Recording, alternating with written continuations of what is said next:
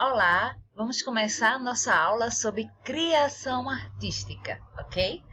Esse é um dos assuntos introdutórios ao conteúdo de arte e de história da arte. O que seria criação artística? A arte, ela é, tá, uma ferramenta, ela é uma linguagem, como outras, tá, que trabalham com a matemática, uma linguagem também, que é exclusivamente humana. Como assim? A criação artística, ela é inerente ao ser humano. Ela pertence ao ser humano.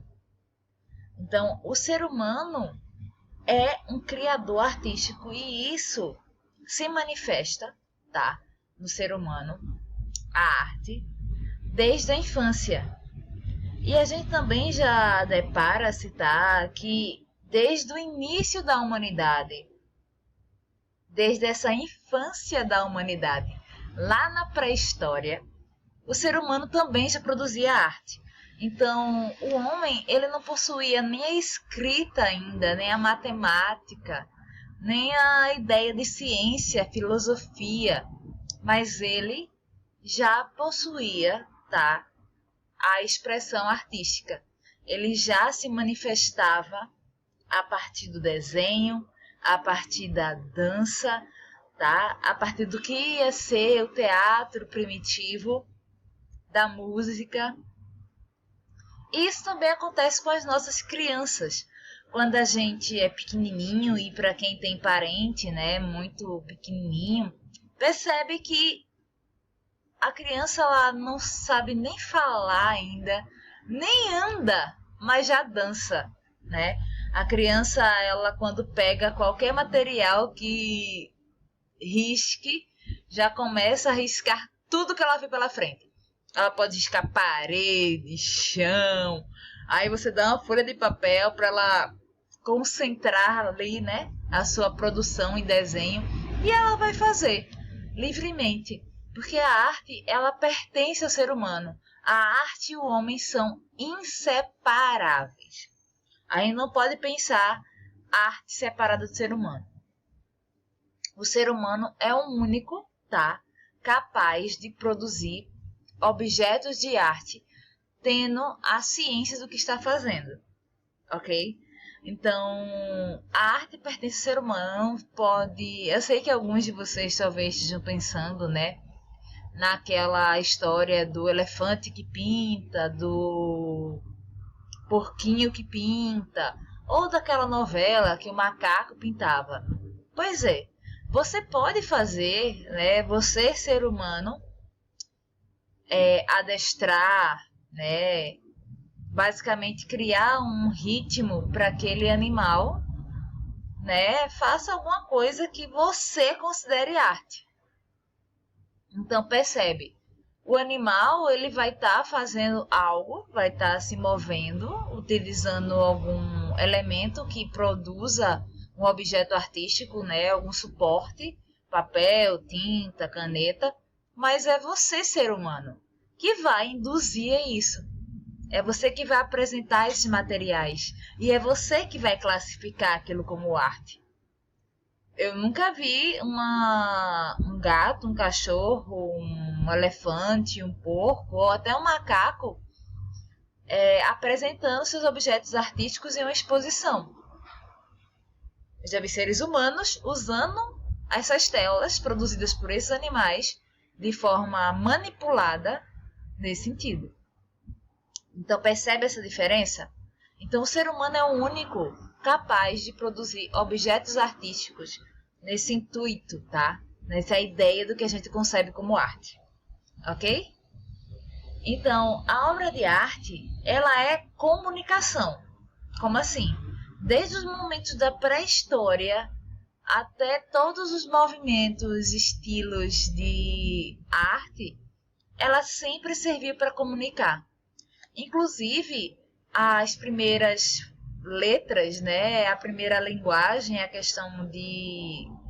a primeira escrita, provavelmente dita, ela é feita a partir de símbolos e desenhos. Então, isso é comunicação. As nossas letras são símbolos, são desenhos. que quando se juntam, comunicam algo. Então, a arte e a comunicação, ela é um código que foi criado pelo homem para expressar e para transmitir. Como assim? Expressar o que ele está sentindo aqui dentro, no coração, tá? E transmitir ideias e sentimentos. Então, a arte tem esse intuito de ser um objeto de comunicação que transmite, que expressa ideias e sentimentos, ok?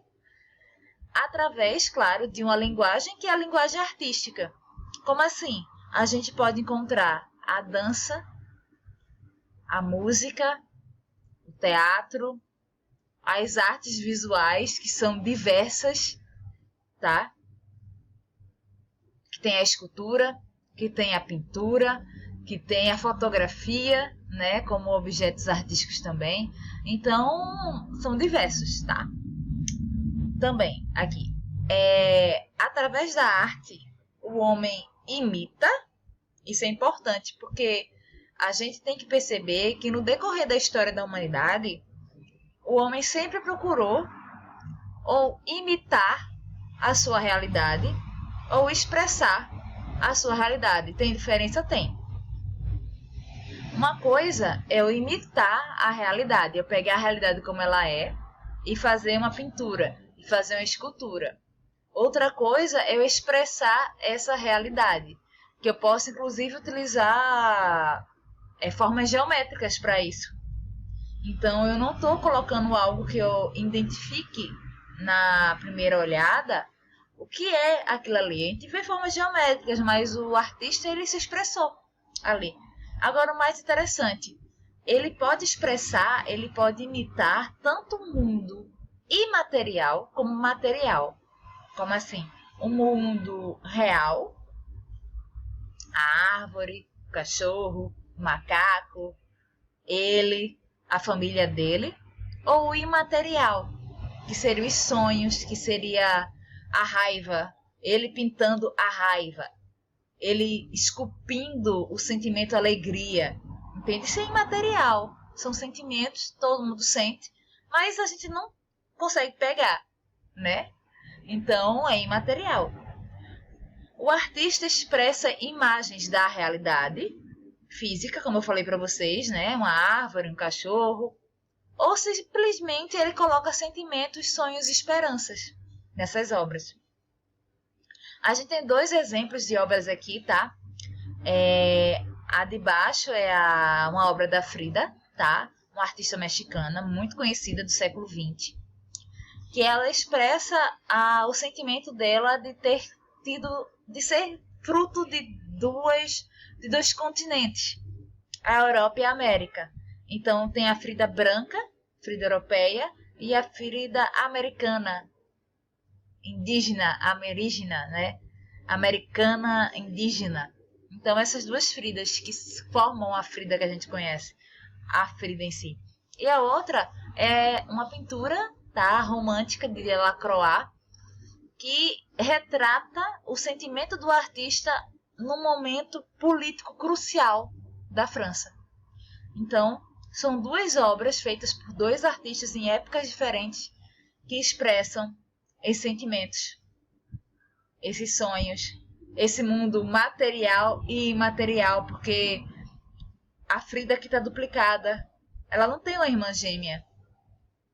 Aqui a gente vê a figura de uma deusa, tá? Que é a deusa Liberdade no quadro. Então, é um imaterial posto no plano da arte. Maravilhoso, né? Seguindo, o autor, independente da época, tá? Tipo assim, da pré-história, da arte egípcia, como exemplo aqui, até agora na contemporaneidade, tá? Depende da época, ou o modo de expressão, e sobretudo ele é um criador. Desde a pré-história, quando ele fazia sua pintura rupestre, né, baseada nos conceitos de sua época, até René Magritte, que é o artista dessa obra aqui, que é Os Amantes, ele é um criador. E umas vezes ele responde a critérios e normas que pertencem à sua civilização. Como assim? O Egito, a gente vai estudar, né? Quando começar a trabalhar as civilizações, o Egito é extremamente moldado a partir de padrões e a partir de leis que vão reger a arte. A lei da frontalidade é uma delas. Então, vai seguir critérios.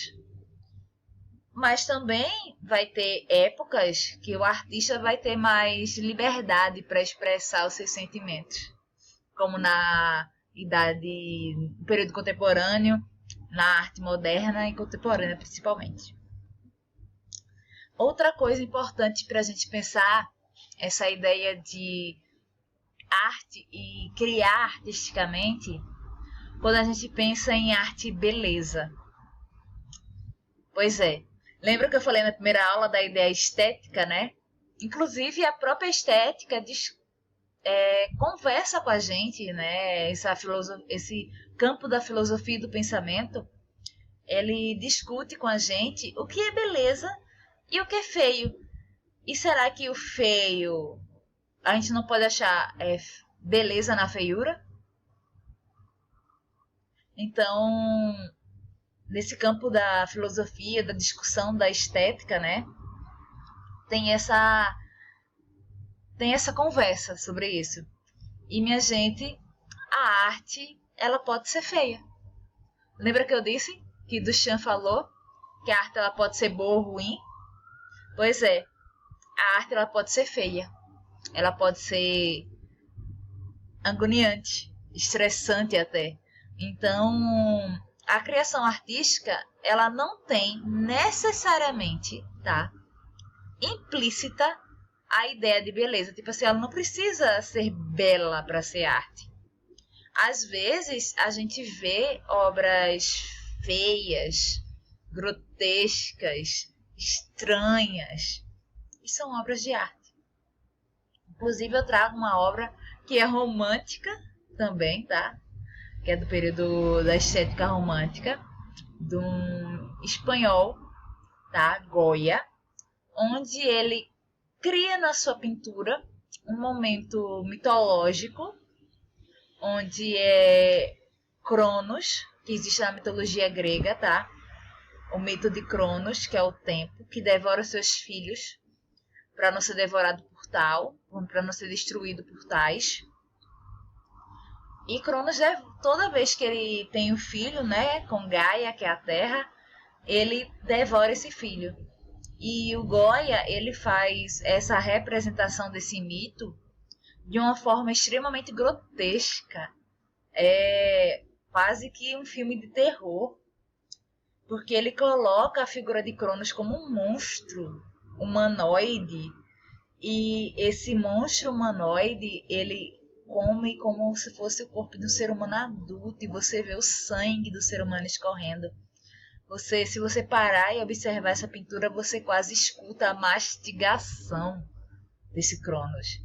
É uma pintura extremamente forte, né? Esse fundo preto aqui dá essa questão meio sombria da obra. Então, é considerado feio isso, mas é uma das maiores obras de arte, tá? Que se tem. Então, a arte pode ser feia. Pode sim. Ok? A gente se vê na próxima aula. Até!